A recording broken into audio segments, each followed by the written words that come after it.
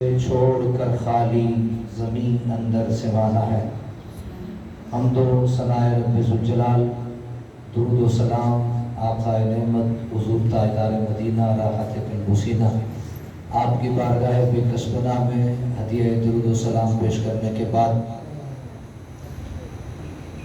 حضور پیر طریقت رہبر شریعت حضرت علامہ پیر سید صابر حسین شاہ صاحب دامت برکاتہم القدسیہ، سادات گرامی مرتبت، علماء کرام، مہمانان گرامی، السلام علیکم ورحمۃ اللہ وبرکاتہ۔ حضرات محترم، میں آج کسی خطاب کے لیے یا کسی اور مقصد کے لیے حاضر نہیں ہوا۔ آج میں اپنے محسن، اپنے حد درجہ محبت کرنے والی شخصیت جناب پیر سید صابر حسین شاہ صاحب اور آپ کے خاندان اور آپ کے برادران سے اظہار تعزیت کے لیے حاضر ہوا ہوں۔ اللہ کریم کی علماء صحابہ کے درجات کو بلندیاں نصیب فرمائے۔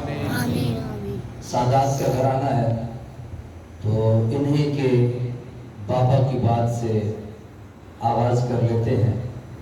حضرت مولا علی کرم اللہ وجہ الکریم، آپ نے فرمایا کہ الموت باب کل نفس یدخلوہا، کہ موت ایک دروازہ ہے اور ہر ایک نے اس دروازے سے گزرنا ہے۔ ایک اور مقام پہ آپ فرماتے ہیں کہ الموت قدح کل نفس شاربوہا، کہ یہ ایک جام ہے، یہ ایک پیالہ ہے جسے ہر ایک نے اپنے منہ سے لگانا ہے۔ حضرات محترم، یہ موت مومن کے لیے ایک تحفہ ہے۔ موت مومن کے لیے ایک تحفہ ہے، چونکہ قبلہ مائی صاحبہ مومنہ ہے، سیدہ ہے، حضرت بی بی پاک فاطمہ سلام اللہ علیہ کی اولاد ہے، ان کے لیے بھی ایک موت ایک تحفے کی حیثیت رکھتی ہے۔ پھر کیا ہوتا ہے کہ جب بندہ مومن اس دنیا سے پردہ کرتا ہے اور اسے تحفے میں موت نصیب ہوتی ہے اور وہ قبر میں تشریف لے جاتا ہے، اب جب وہ قبر میں تشریف لے جاتا ہے تو پھر قبر میں جا کے اس سے سوال ہوتے ہیں،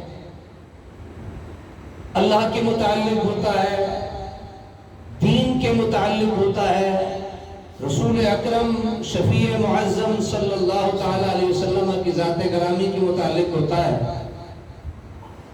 جب وہ تمام سوالوں کے جواب دے دیتا ہے تو اب فرشتے اسے جواب دیتے ہیں، اب فرشتے اسے جواب دیتے ہیں اور فرشتے یہ کہتے ہیں کہ اے اللہ کے نیک بندے، قد كنا نعلم انك تقول هذا، ہم یہ تو جانتے تھے کہ تو جواب یہی دے گا، ہم یہ تو جانتے تھے کہ تو جواب یہی دے گا، رب کے متعلق بھی تیرا جواب درست ہوگا، دین کے متعلق بھی یہ تیرا جواب درست ہوگا، اور میرے آقا کی ذات والا صفات کے بارے میں بھی تیرا جواب یہی ہوگا۔ اب جب وہ تمام سوالوں کے جواب، یہاں میں رک کے ایک بات عرض کرنا چاہتا ہوں، بے شک میرے لیے وقت بہت قلیل ہے، لیکن یہاں ایک عقیدے کی بات عرض کر دوں، اس بات پہ سب متفق ہیں کہ بندہ مومن کو وہ فرشتے یہی جواب دیں گے، قد كنا نعلم انك تقول هذا، ہم یہ جانتے تھے کہ تو جواب یہی دے گا۔ اللہ کے نورانی فرشتے اگر جانتے ہیں کہ وہ جواب یہی دے گا تو میرا مصطفیٰ بدرجہ آدم غیب کا علم جانتا ہے۔ پھر کیا ہوتا ہے بندہ مومن کے لیے؟ پھر بندہ مومن کی قبر شریف کو 70 ذراعاً فی 70، اس کی قبر کو 70 گز وسیع و عریض کر دیا جاتا ہے، اس کی قبر کو کشادہ کر دیا جاتا ہے، اس کی قبر کو کھلا کر دیا جاتا ہے۔ حضرات گرامی مرتبت، اللہ تعالیٰ کے بندے مومن پہ دنیا پہ رہتے ہوئے بھی انعامات کی بارش رہتی ہے۔ بندہ مومن جب جب اس دنیا سے پردہ کرتا ہے پھر بھی اس کے لیے انعامات کی بارش رہتی ہے. اور پھر مجھے کہنے دیجئے جب وہ قبر میں جاتا ہے انعامات کی بارش تھمتی نہیں ہے بلکہ پھر بھی پہ در پہ محمد عربی کی امتی ہونے کے صدقے میں رحمتوں کی بارشیں برستی رہتی ہیں. وہاں بھی رحمتوں کی بارشیں برستی رہتی ہیں. فرشتے اسے انس محبت کرتے ہیں, فرشتے اسے انسیت مہیا کرتے ہیں, فرشتے اسے اپنا سا ماحول دیتے ہیں. قبر کو اللہ اس کے لیے کھلا کر دیتا ہے اور اس کی قبر کو جنت کے باغوں میں سے باغ بنا دیا جاتا ہے. اس کی قبر میں جنت کی کھڑکی کو کھول دیا جاتا ہے. پھر مجھے کہنے دیجئے اور نصیر الدین نصیر کی زبانی کہنے دیجئے جب میرے مصطفیٰ وہاں تشریف لاتے ہیں, جب میرے مصطفیٰ وہاں تشریف لاتے ہیں تو میرے مصطفیٰ کی آمد پہ اب حضرت علامہ پیر نصیر الدین نصیر آپ فرماتے ہیں ایک شکل دکھائی جائے گی, ایک شکل دکھائی جائے گی, تصدیق کرائی جائے گی, ایک شکل دکھائی جائے گی, تصدیق کرائی جائے گی, تقدیر بنائی جائے گی. پڑھو لا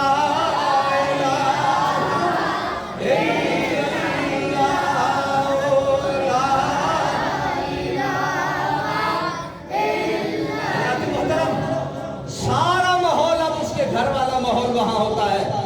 اور پھر کیا ہوتا ہے ذرا سماعت فرمائیے.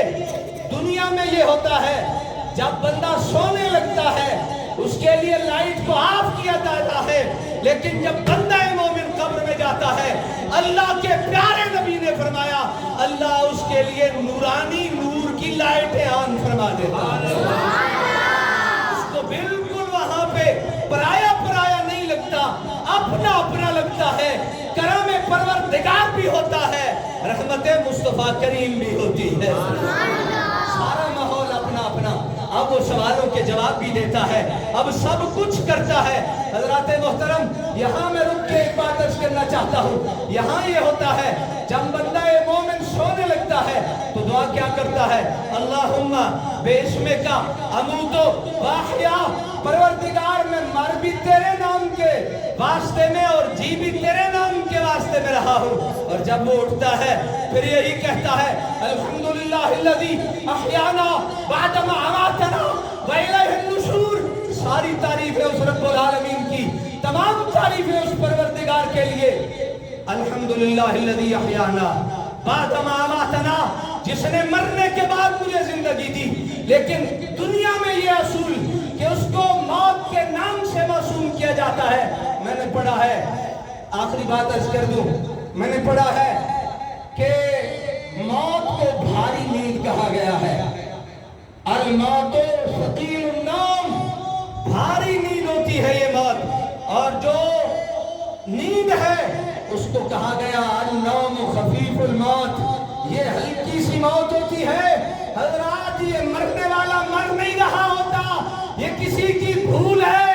ہاں لوگ مرتے بھی ہیں, لوگ جیتے بھی ہیں, لیکن بندہ مومن مر نہیں رہا ہوتا. بلکہ موت کی تعریف جو میرے مصطفیٰ نے کی, فرمایا الموت جسر یوصل الحبیب الی الحبیب. یہ موت ایک پل بن جاتی ہے جو ایک حبیب کو دوسرے حبیب سے ملا دیتی ہے. ہماری مائی صاحبہ قبلہ سادات بھی ان کی فضیلت, اولاد بھی علماء ان کی فضیلت, حفاظ بھی اولاد میں سے ان کی فضیلت, شوہر محترم بھی اللہ کے نیک برگزیدہ ہستیوں میں یہ بھی ان کی فضیلت. میں سلام کیوں نہ پیش کروں اس پیاری امی کو جس نے اپنی گود میں حفاظ کو بھی پالا, جس نے اپنی گود میں علماء کو بھی پالا. اور پھر اس مائی صاحبہ نے جاتے ہوئے آرام سے تشریف لے گئی. حضرات علماء بھی تشریف لائے, لوگوں کو جنازے کم نصیب ہوتے ہیں. میں کہتا ہوں ایسی مائی کا جنازہ پڑھنے والے خوش نصیب ہوتے ہیں جنہیں اللہ تعالیٰ دنیا میں جنت کا گھر دکھا دیتا ہے. اللہ تعالیٰ قبلہ پیر صاحب کو صبر نصیب فرمائے, آپ کے تمام برادران کو صبر نصیب فرمائے, اور ہم سب کو جو ہم قبلہ مائی صاحبہ سے محبت کرنے والے ہیں اللہ ہمیں بھی صبر نصیب فرمائے. وآخر دعوانا الحمدللہ رب العالمین.